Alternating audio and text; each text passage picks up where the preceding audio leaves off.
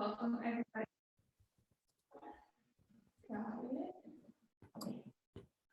Welcome, everybody, to Fresno City Toastmasters. I will read our mission statement for us all. Here he is. Hi, Michael. We provide a supportive and positive learning experience in which members are empowered to develop communication and leadership skills, resulting in greater self-confidence and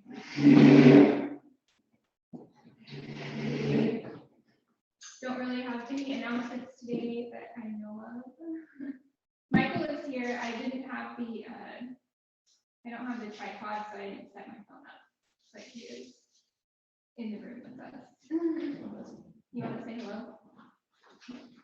Hey guys, just popped in. Hey, Michael, we were just talking about you. We were wondering where you were. Just He's somewhere. here with me, so I'm not by myself. Getting some business done.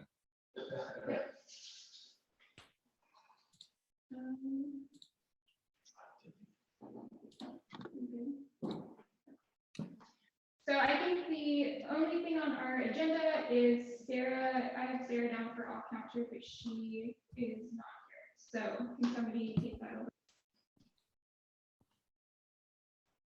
On my thing, the agenda, it says that Joey was the all counter. I can do that, but I'm also Toastmaster and Evaluator. Oh, I don't mind taking it on. oh no, I can do the all counter. Thanks, Heather. Welcome. I think that might be my bad. I didn't send out the updated agenda. So for those of you who have the old agenda, Joey took over as Toastmaster. And I think that was the only change. And then Heather's going to be off.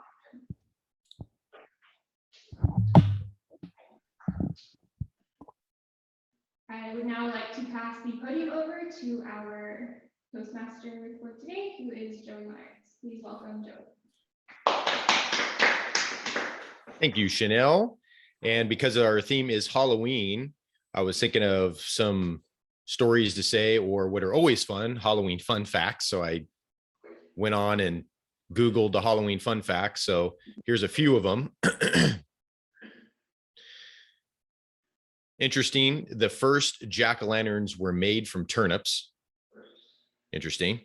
The largest pumpkin ever grown continues to get bigger year after year. I'm surprised this thing's still around. This in October 2016, German grower Martha Wilhelmsen, I don't know how to say her name, set the record with an enormous 2,624.6 pounds of pumpkin.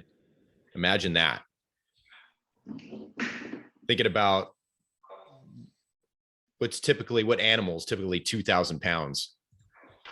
What are horses? Horses usually 1,000. Horses. Michael. Elephant would be heavier, An right? elephant's probably more than 2,000 pounds.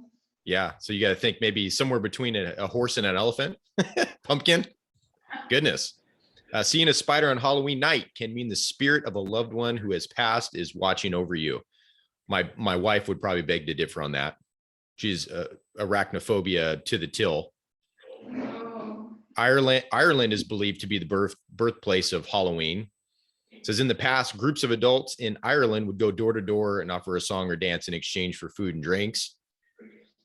Mostly drinks, probably, in Ireland, knowing them. It's unlikely you have semhainophobia. If you're browsing this website, it means having an intense fear of Halloween. So yeah, I don't have that.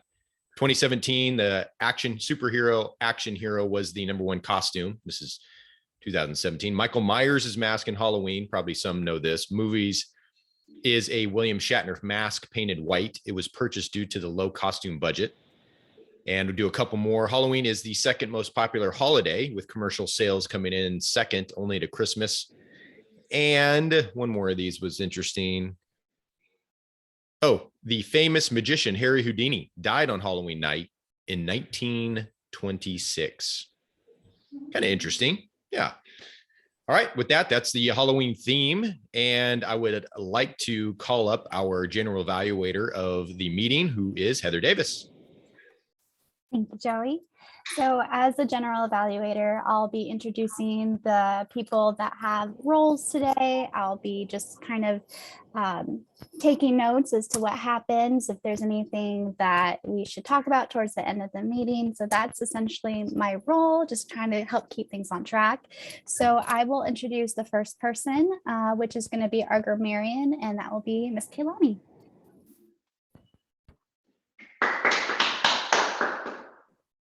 Thanks, Heather. Today's word of the day is facile. Facile means too easily accomplished or attained. The facts of the unsolved mystery were intriguing, but the author's conclusion was facile. And I already included it in the chat as well. Thank you, Kaylani. And then next I'm going to introduce, well, our counter, which is me today. So I'll be taking note of, any continuous phrases, like for me, it's, and, but, so I'll be keeping track of that. And part of it is to encourage you to limit that. And they have what was the jar called? Not a fine jar, but an incentive jar, something like that. Tip jar or something. Tip jar. So when we do meet in person, that's a part of it, but I'll just be keeping track of used words often. And then I'll pass back to myself.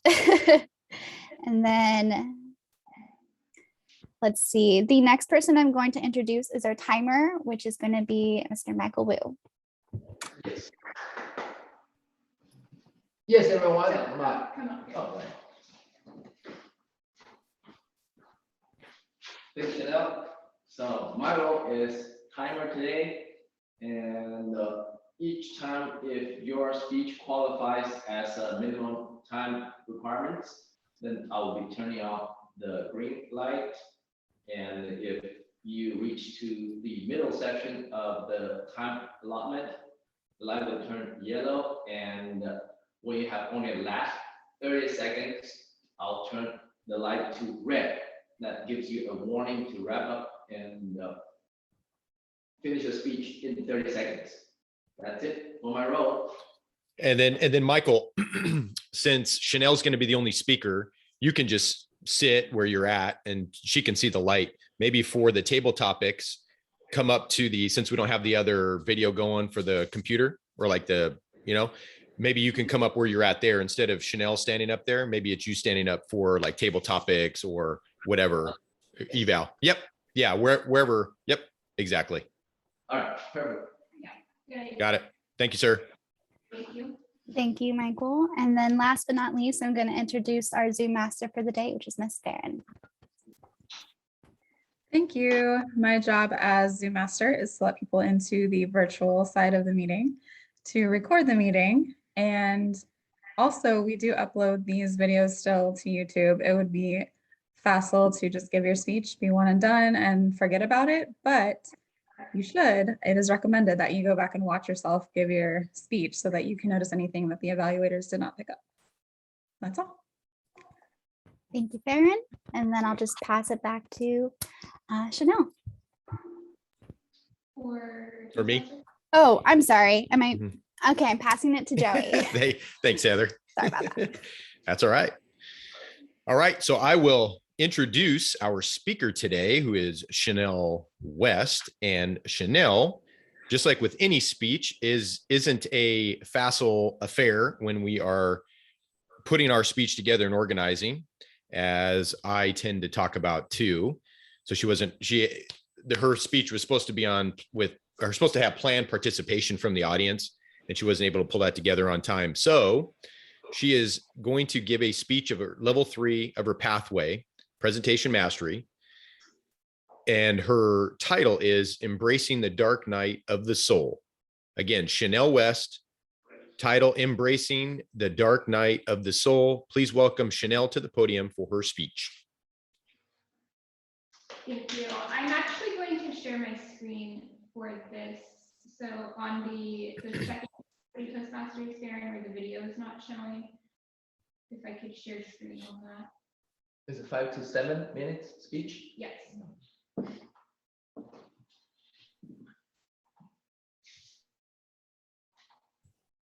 Okay. Thank Okay, you. I made it so it says multiple participants can share simultaneously, or do I need to just make you host? I Good didn't- question. Let's see if it works.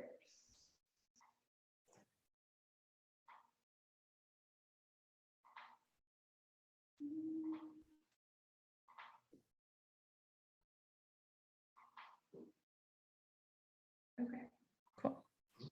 can you guys see that? Yep. That's good. All right.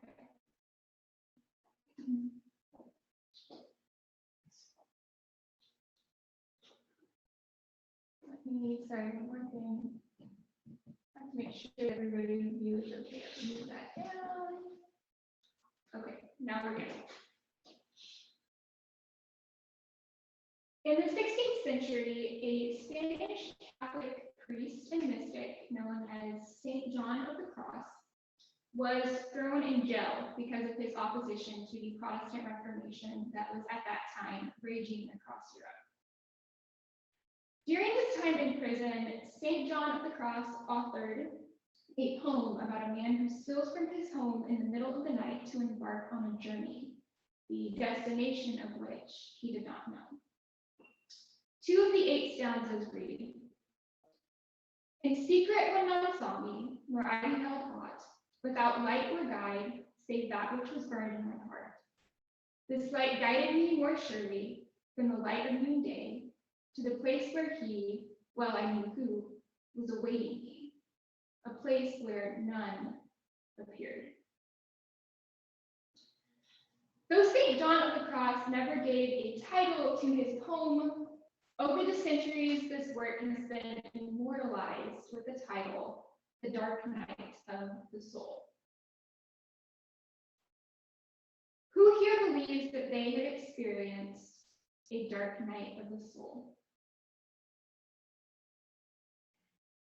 Now, dark night of the soul is not a phrase that sounds comforting. Rather, it's something that seems to ring with ominous mysticism.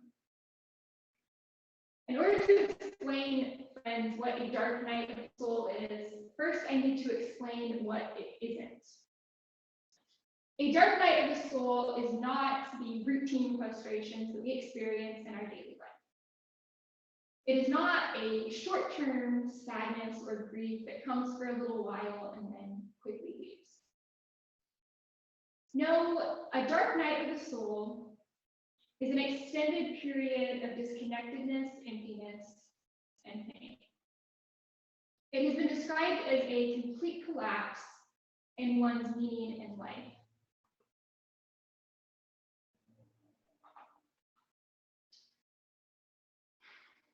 There are 2 things that have to be present in order for this period of trial to really be considered a dark night of the soul.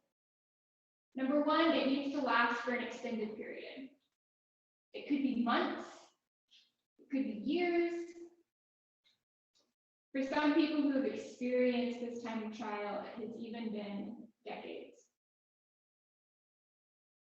And secondly, a dark night of the soul cannot be avoided. It is something that overcomes our very soul and inmost being so extremely that we cannot ignore it or push it off to the side or pretend not to think about it like we do with so many other unpleasant thoughts that might come into our mind at any time during the day.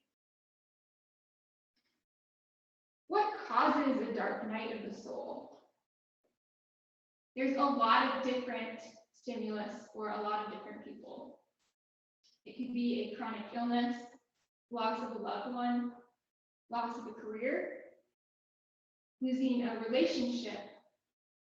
It could be mental health struggles. And for some, like St. John of the Cross, it can also be a spiritual crisis.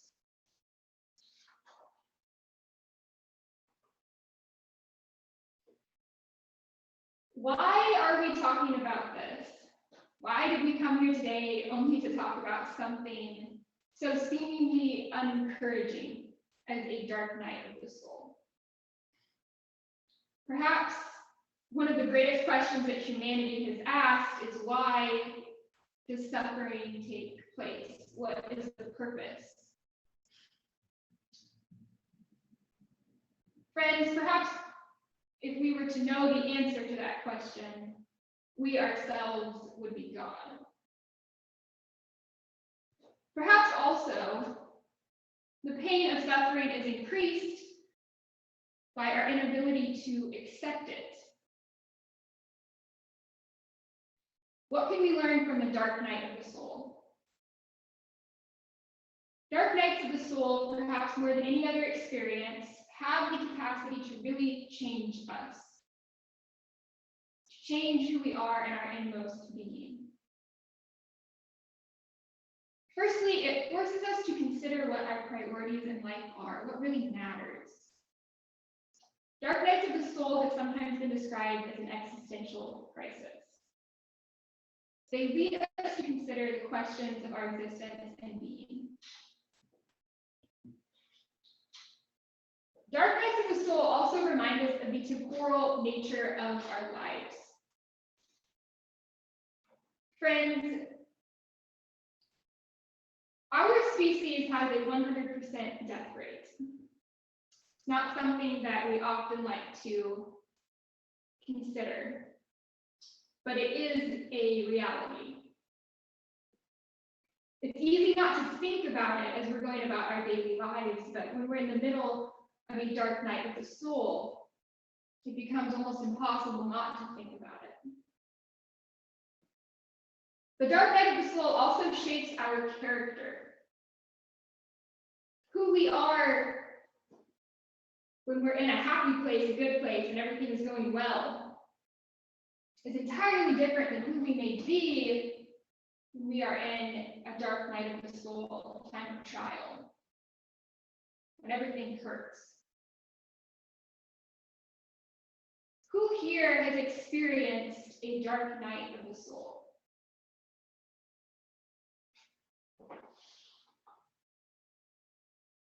This man is Leon Fleischer, a great American classical musician and conductor. He was born in 1928 on the cusp of the Great Depression to poor immigrant parents. He started playing the piano at age 4. By age 8, had done his first public performance, and at age 16, debuted his skills before the world, playing at Carnegie Hall with the New York Philharmonic. Fleischer quickly became one of the greatest classical pianists in the world. However, at the peak of his career, Fleischer came down with what was then an unknown disease and would later come to be known as focal dystonia. This disease left his right hand completely crippled and useless. For a pianist, this signaled the end of his career, and Fleischer fell into a dark period that, in many ways, seemed to be the end of his life. But Fleischer did not stay in the dark night of the soul forever. Instead of choosing to give up music, he chose to focus on left-handed piano playing. And he spent the rest of his career composing music for the left hand and helping other musicians to strengthen their left-handed playing.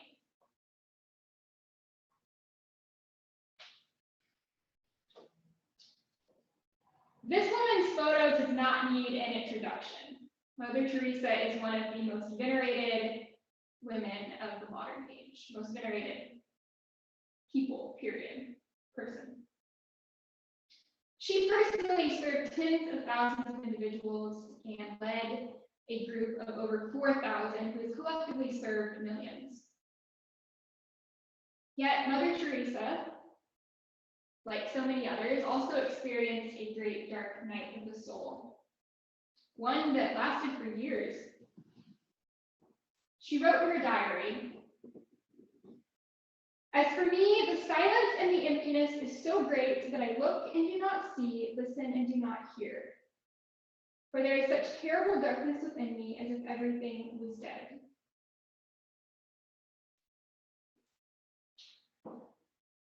Many of us will experience a dark night of the soul in our lifetime if we have not already. And it has the power to change us profoundly. But we are in danger of missing it if we do not pay attention, if we are not willing to embrace it. Who here believes that they have experienced a dark night of the soul? Thank you for listening, Mr. Toastmaster. Yay. Way to go, Chanel. Great topic. That's definitely something that first time I had heard of that. So I can't wait to give your evaluation. I'll save that for a little bit of time.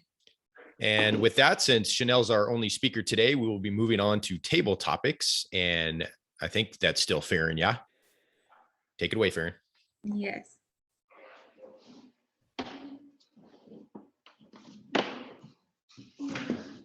If you want to use this. You're muted, Farron. My bad. All right. I'll stick with the Halloween theme. And I have 3 questions. Number 1 is, what is your favorite Halloween tradition or a favorite Halloween memory? Number 2 is, share an irrational fear you might have. Number 3, do you believe in ghosts? Why or why not? I will give us a little bit of time by going first, and I will go with number 2, share an irrational fear that you have. I have a fear of Chucky, and that also falls into a fear of leaving any closet door open while I'm asleep. This stems from when I was young and my dad thought it was a good idea to have me watch Child's Play with him. I don't know how old I was, 5, 6. I was really young, too young for that movie.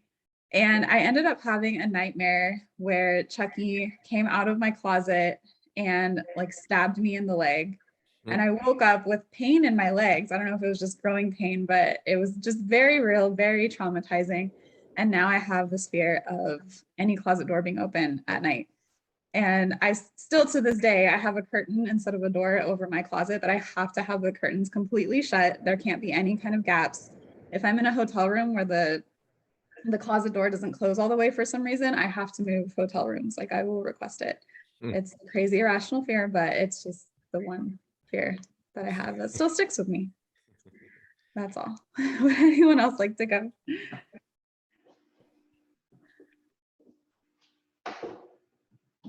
Anyone? Heather? Heather. So I'll go with number 2 as well. Similar to yours, Farron, mine, not Chucky or closets, but dolls. Dolls really have freaked me out ever since a young age, and specifically the porcelain dolls that stare into your soul. And when I was younger, my mom and my brother thought it would be really funny to play a prank on me, and I would go to bed. I was getting ready to go to bed. I pull my covers back, I get in and I roll over, and then there's a doll staring right in my face and I'm screaming. And of course, my brother and my mom come running, laughing, and like, it's like, you guys suck. And then I think things are okay, right? And then I go back to bed and there was another one underneath my pillow. So I really dislike dolls. I know that there's really no soul in there and they're not trying to steal yours or kill you, but they scare me. And then funny enough, my mom always thought that I liked dolls when I was younger, and so she collected a bunch of them for me. So I had a bunch of dolls on the top of my closet that was open, staring at me every night. And it got to the point where I had to turn them around. And then I hate masks too. I know that's kind of weird, but I don't like not being able to see someone's real face. Like face paint's fine, but if it's a mask, even if it's a nice one, I'm not the biggest fan of those. So that's my irrational fear. That is awesome. Yeah, porcelain dolls freak me out as well. But can you do with like Barbies? Yeah, Barbies weren't bad. But it's just those porcelain dolls. I think it's just too many scary movies I watched as a kid. For sure. All right, who's next?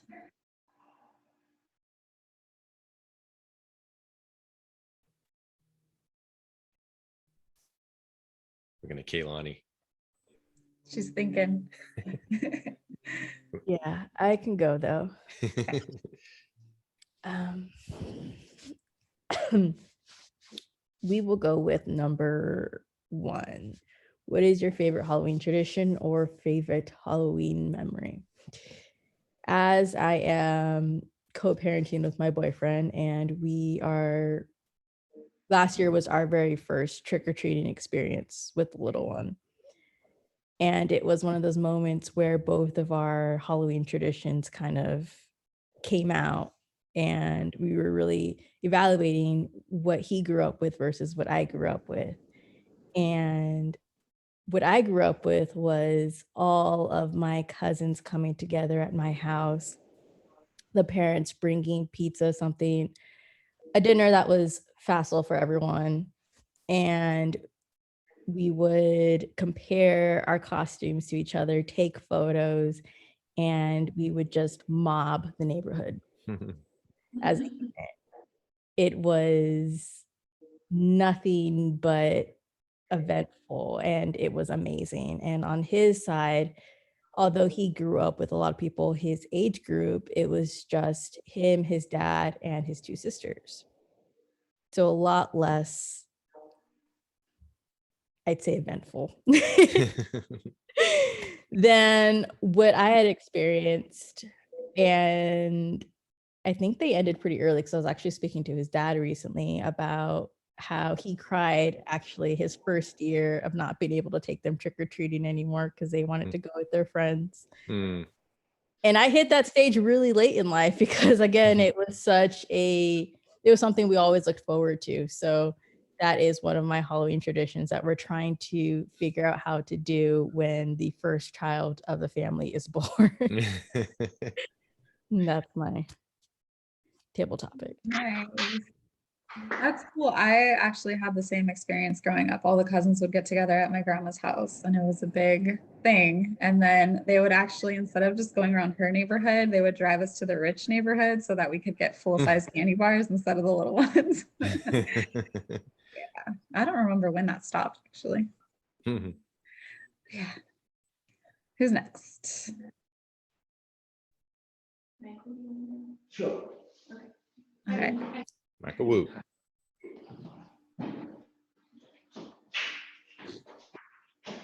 Thank you, Chanel. Thank you, table topic master. It's not a facile topic for me. I have to think really hard to think how to present something related to Halloween. I never had any really experience on fearing of ghosts or something, which I found a positive experience. Then I found out the really enjoyable thing of Halloween is spending time with my children. Taking out trick-or-treating, buy different costumes. And this year, well, starting last year, my oldest child starting to not get interested in Halloween anymore. But good thing is, I have a lot more children that are younger, and they still enjoy doing Halloween a great deal. So I enjoy taking them out while my older ones hang out with his own friends. I'll take the little ones out, do the trick-or-treating, so I can enjoy the Halloween for a lot longer. And hopefully when all the little ones are too old to enjoy Halloween, my oldest one can start giving me grandchildren, and tradition forever.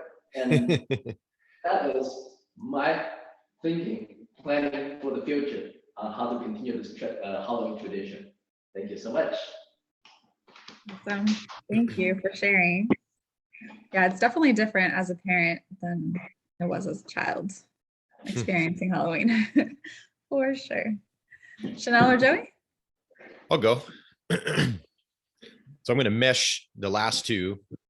And some people think it could be rational or irrational fear, but a lot of the ghost stuff that I'm afraid of is the demonic stuff. So when I was younger, I was stupid, watched a lot of those scary movies many of you have mentioned, with more of an exclamation point on the ones like The Exorcism and friends playing with Ouija boards and all that kind of stuff. And then you learn in later that the more you knock on the devil's door, at some point, the devil's going to open it. And my wife and I, before kids, we would watch a lot of those exorcist type movies, the newer modern versions of it. And one of them, I can't remember what it was, scared the living everything out of me. And one night, I think I woke up at that 3 o'clock, 3 a.m. that they always say is like the opposite of when Jesus died. You know, they say that the demons come out at 3 a.m. or whatever. Woke up and I swear that there was one in my room, and it was crazy. And that ever since that point, and since we had kids, I stayed away from knocking on the devil's door. And recently I ran into a guy, we talk quite a bit. He's a pastor. He works at Save Mart, and he's been, I think, a pastor for 14 years, has his own church. And I think he works out at the People's Church, but they shut down, until 2020. And he says he's got 14 years he does exorcisms. And I said, how many exorcisms locally? Because you hear about it in big cities and things like that. And he said, you wouldn't believe it. He says that they attack him in his spare time. And he goes, I have audio of it. So that scares the living daylights out of me and my wife. She says, I don't want to meet him, even though it's not his problem. But the demonic possession is definitely something that is something I'm very fearful of, whether that's irrational or rational. I guess we will find out at some point whether it is or not. So That's so interesting. I want to watch that. you want to listen to his tape recordings? Yeah. All right, Chanel, do you want to go? Yeah, I can go. Let me move this so I can see myself.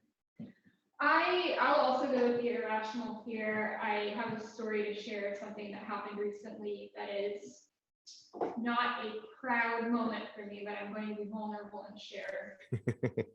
10 days ago, I went up to Mariposa to go to Yosemite skydive. I had never been skydiving before, but it's something that I had been wanting to do to try to get over my fear of heights. Since I was very young, I had a fear of falling from anything. So I used to hate roller coasters.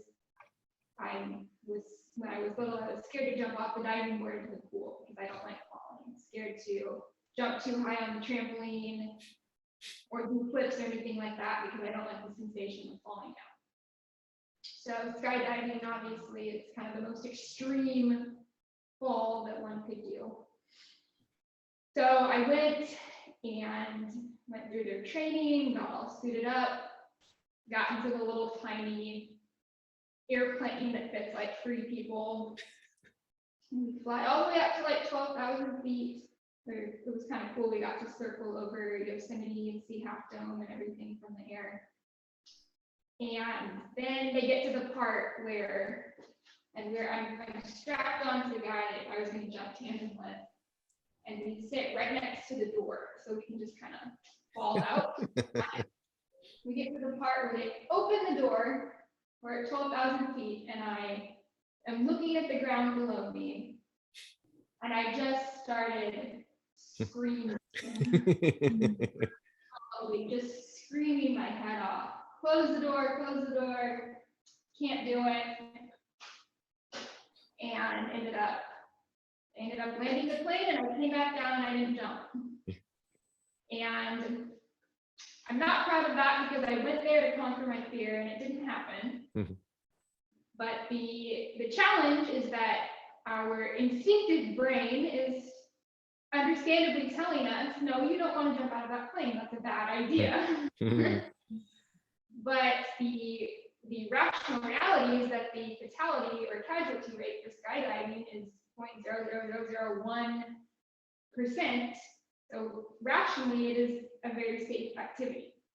But the challenge is getting my rational brain to tell my instinctive brain that it is, in fact, okay to jump out of that plane. And I was not successful at doing that time, but I have not given up for life. Just a quick question, curiosity. How old are you, if I can ask? Right now, I'll be 25 in a few weeks. Oh, that explains, because the rational part doesn't mature until 25, 26. So you think maybe it'll be easier in a few years? Give it a little bit. I still don't want to do something like that, Mike, and I'm 41. Yeah, it's your interest. If you have the interest, you can do it. If you don't have the part of life pushing for Right. Wow. Well, I'm down to do it, Chanel. If you want to try again, I'll go with you. I'll legit jump out of his name. If you want to swim with sharks, I'll do that. I will not jump out of a plane though. I think the swimming with sharks would be easier for me. Yeah. I do. I'll feed him too. I'll feed him. With not. Well, awesome. Thank you everyone for sharing. That wraps up our table topics. I will pass it back to Joey. Yep. Thanks, Farron. Great table topics. Learned a lot about everybody. Like that. All right. I will pass it back to myself for Chanel's evaluation. Wait, no, pass it over to Heather. I think that's what I'll do. She's the evaluator, genuine evaluator, and then she'll pass it back. Yes. So exactly what Joey just said. I will pass it to Joey to evaluate Chanel's wonderful speech, and very touching, by the way. Kind of made me tear up a little bit. So off to Joey. Thank you, Heather. Yeah, very good speech. Like I said before, topic of the speech was very good. And I think with a little bit more organization, you said you kind of threw this together, and that would have been pretty fun to have that audience participation aspect to it too. Would have been kind of cool. And you had it, I think you worked it in a little bit, but I think that particular speech was looking to, at the end, have some back and forth and whatnot. But I think you did pretty good with blending it in, peppering it in. So the title itself lent a lot of curiosity, embracing the dark night of the soul. And in the beginning you asked, and I had no clue what it was, but I raised my hand. I tend to do that. My wife will tell you too. And I didn't know what it was. Have you ever experienced this? Sure. And I didn't even know what it was. And then you went into defining it, which I thought was cool. You put that out there, you pique people's curiosity and their interest, and they wonder, okay, what the heck is that? And we could all come up with our own definition of it before you told us. But for at least speaking for myself, it wasn't my definition. I had a kind of general clue, but it wasn't the definition you brought. You used a PowerPoint presentation for a live one, pretty cool, in a hybrid meeting. So there's a lot of layers there. It's kind of cool that you did that. First frame, you left it on with St. John and his quote. As many of you know, I love starting with a quote, a question, or an anecdote. So I thought that was good. You started with that quote on the page. You asked the audience a question. You asked that audience that question probably 3 or 4 times too throughout the speech. You defined what the dark night of the soul was. Perfect amount of hand gestures, I think. It wasn't too much. It wasn't none at all. It was that Goldilocks golden rule we always strive for, is that just right amount of hand gestures. I know we talked yesterday at our board meeting about vocal projection for Miss Chanel West, and I thought it was pretty good today. I thought it was pretty good projection of your voice. Now, the vocal variety maybe wasn't there as much, but the vocal projection was really good. So maybe that's something that we could put in the what to work on part of this. Great topic to make people think about their lives. And it's a great question. Anytime you have questions like that, you can throw those out there. And once people know the definition of what it is, what you're talking about, then we can go back in our mind and we can go through events in our life that changed our lives. And we may have gone through that already. We may be going through it right now, or we may have something coming up. Maybe we don't know yet, anticipating that we may go through that in the future, right? Like you said, at some point, you're going to go through that in your life at some point. What else? Why? You asked the question, why is a great question. Why X, Y, Z, or what, how, those kind of questions are really good to get the audience thinking, and it takes the pressure off the speaker and gets them thinking in their own mind. They're going back and taking their focus off of you. Those are always great. Asked audience again, you kept repeating how many of you have experienced a dark night of the soul. You gave historical examples, which are really cool. Now, maybe I would take those historical examples after you maybe defined what dark night of the soul was, maybe put that there instead of at the end, because then it gives people, when you give a historical perspective, people know who Mother Teresa are, or who she was. So then you can help match the definition to a real life example. That might've been a better spot for that, but I love the historical examples that you included. And then what to work on. Like I said, vocal variety. Once you got the projection, that's the first part. And then it's using vocal variety in different ways. One thing that was interesting is you were far away from the camera when you did the speech. Now, maybe that's something we have to circle back on for our live ones. I did see, though, at the end, you started to move around a little bit. You started to move the space, just like we talk about in our cameras here in our homes and our offices, being able to use this rectangular box, right? Same with live. If we're doing a hybrid, using this same box. So when we're live, you can use it as you walk across the stage. And when we have our competitions for Toastmasters, you have a certain area, a limit on the stage that you can go. You can't just go walking into the crowd and give your speech. They have certain limits about how far you can go. But with this, it looked like you were stuck in the middle for a lot of the speech. And then towards the end, you started to move around, which I really liked. And maybe that's something. At first I was going to say, well, you were a little too far away from the camera, but then I saw you moving around and I said, okay, that's why she was far away from the camera, which is a good reason, because if you're too close to the camera, you're live and you're trying to move back, you don't have much room in this little thing right here. So all in all, I think it was a great speech. It made us all think. As Heather said, I think she probably went back in her mind and revisited a time where she felt like this was a precipice for her, where she had to make a decision, and it touches people emotionally. And it doesn't matter what experience it is. It could be anything, but those people will fill in the blanks for you, right? You give them the content and they'll fill in the blanks for you. So I thought it was a great second live speech, Chanel. Great work. Thank you. All right. And then I think that goes back to Heather. Yes, thank you, Joey. And yeah, definitely, Chanel. It's just, you happen to speak about something that I'm going through my own night of the soul period right now. So it was just wonderful to hear. But to wrap things up, we're going to have everyone do their report. So the first person I'm going to bring up is our timer, which is Mr. Michael. How did we do? All right, everybody did a great job. Chanel speech. Michael, you got to get up there. Get You're up live. there. The guy who hasn't been on Zoom, and he's getting warm with Zoom now. Does it make a difference for you guys to see it's one screen versus the other, right? Right. Well, it's for the principal when we're in person. We want everyone who's speaking to come up to the podium. right. Usually that screen's not going to be there. Oh, I just gave it to you today. So Chanel, your speech was very entertaining. It went a little bit over time. I got 9 minutes, 30 seconds. I think it was a 5 to 7 minute speech, right? So like 2 minutes over. But with a great topic, who can resist going over a little bit, right? We all enjoy it. And as far as table topic goes, Farron did just right at 1 minute, 1 second. Heather is right on point, 1 minute, 25 seconds.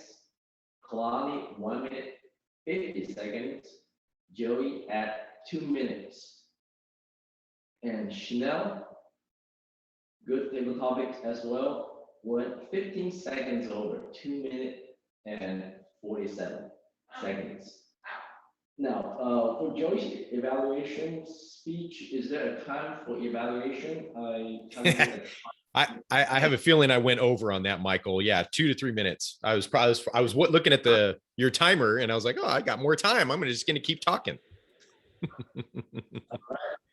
That's it for my time report. Thank you, Toastmaster.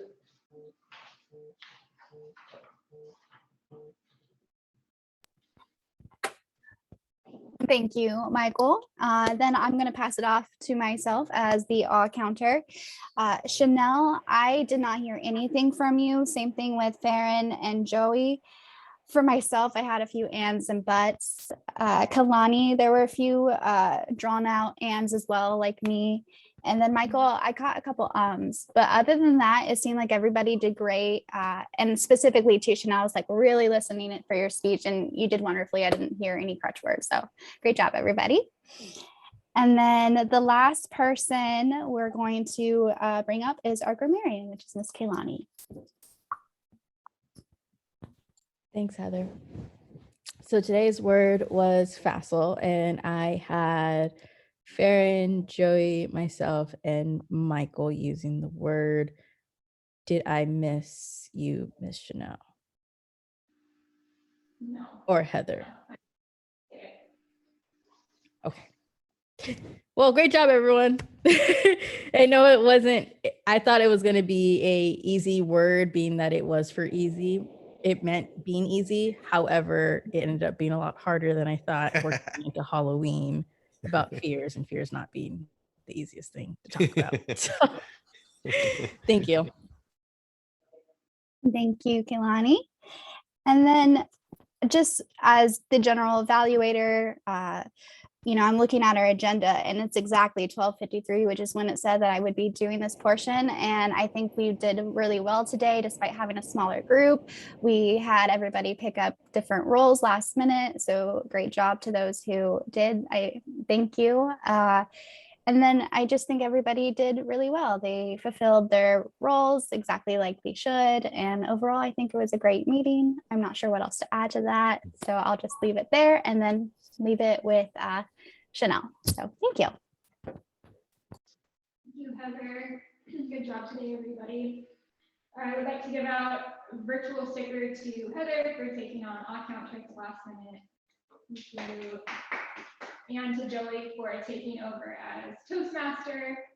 Good job. And, oh, we lost somebody.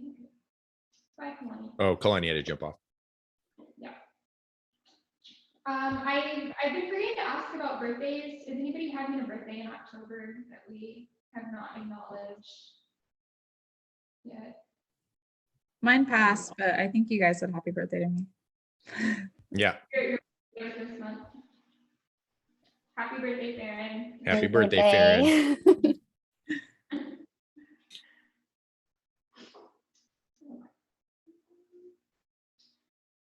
And I guess we will fill out the agenda for next week, what we can with the people who are here. First thing is, who would like to sign up for some speeches in the coming, and Michael, you're in Pathways now, online, okay. When do you want to do a speech? Next week. Is next week enough time? Yeah. Okay.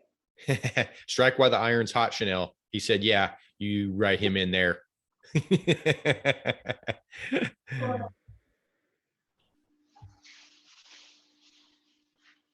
Okay. And, oh, go ahead. I was going to say, can you sign me up for the 9th?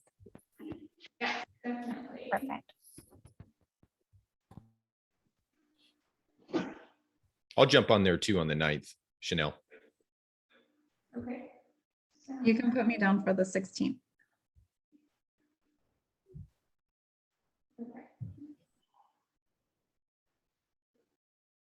Awesome. All right. And who would like to evaluate Michael's speech next week? I'll volunteer for that, actually. I haven't evaluated a speech in a while. You could probably put Danny down for a Toastmaster too. Yeah. So she bailed on us this week. I can take general evaluator. Okay.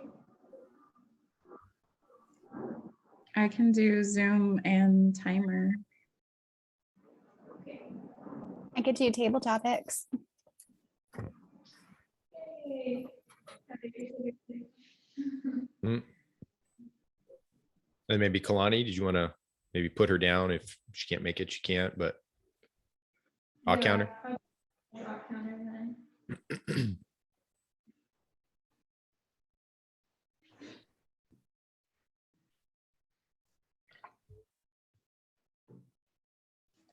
Okay, very good. I'm looking at my before and after meeting announcements. Most of them applied today, so I realize I don't have much to say. Does anybody else have anything to say? Not, we will go ahead and adjourn. That's it. All right, ladies and gents, have a good rest of your week. Bye.